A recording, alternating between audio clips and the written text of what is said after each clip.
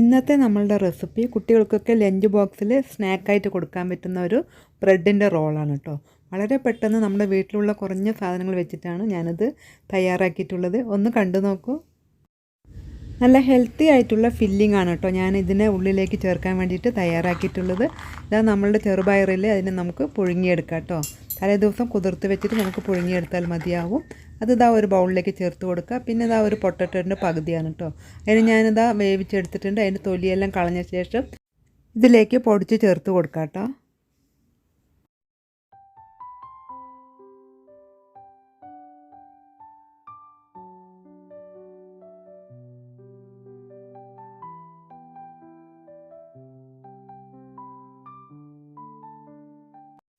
അതേപോലെ തന്നെ ഒരു തക്കാളിയുടെ പകുതി നമുക്ക് മുറിച്ചിട്ട് ഇതിലേക്ക് അങ്ങ് ചേർത്ത് കൊടുക്കാം.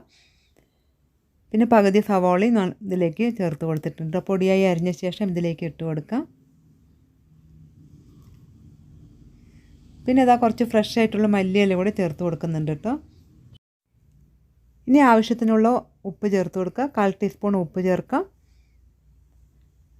1/2 ടീസ്പൂൺ മുളക് പൊടി ചേർത്ത് കൊടുക്കാം.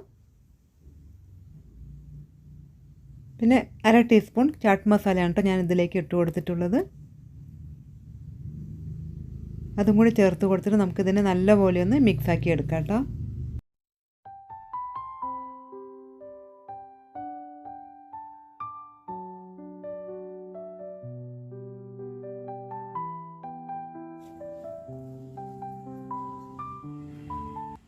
നമ്മുടെ ഫില്ലിംഗ് ഇവിടെ റെഡി ആയിട്ടുണ്ട്. ഇനി നമുക്ക് ബ്രെഡാണ് കേട്ടോ വേണ്ടത്. ഞാനിവിടെ വീറ്റിൻ്റെ ബ്രെഡാണ് കേട്ടോ എടുത്തിട്ടുള്ളത്. 4-5 സ്ലൈസ് ബ്രെഡ് എടുക്കുക. ഇനി നമുക്ക് അതിൻ്റെ അരികു വശമൊക്കെ ഒന്ന് ഇതുപോലെ അങ്ങ് കട്ട് ചെയ്ത് കൊടുക്കാം.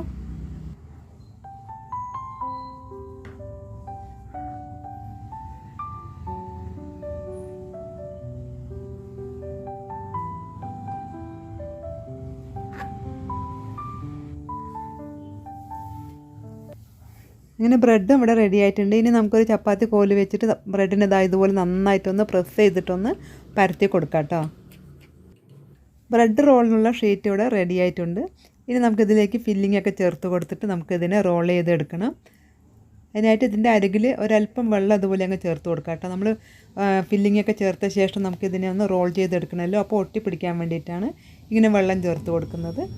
ഇനി നമ്മുടെ ഹെൽത്തി ആയിട്ടുള്ള ഫില്ലിംഗ് ഇതിലേക്ക് ചേർത്ത് കൊടുക്കാം. ഇതിൽ നല്ല ടൈറ്റായിട്ട് വിട്ടുപോവാതെ പൊട്ടിപ്പോവാതെ നമുക്കിതുപോലെ അങ്ങ് റോൾ ചെയ്തെടുക്കണം. വെള്ളം ചേർത്ത കാരണം അത് പെട്ടെന്ന് തന്നെ ഒട്ടിപ്പിടിക്കും കേട്ടോ. അതാ ഒന്നുകൂടി നമുക്കിതുപോലെ അങ്ങ് റോൾ ചെയ്തെടുത്തിട്ടുണ്ട്.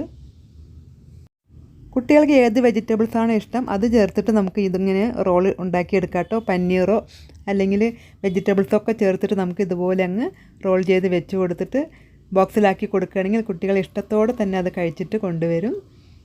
അങ്ങനെ നമ്മുടെ റോളൊക്കെ ഇവിടെ റെഡി ആയിട്ടുണ്ട്. ഇനി നമുക്കതിനെ ഒന്ന് ടോസ്റ്റ് ചെയ്തെടുക്കണം കേട്ടോ. അതിലേക്ക് പാന് ചൂടാവുമ്പോൾ അതിലേക്ക് ബട്ടർ ചേർത്ത് കൊടുക്കുക.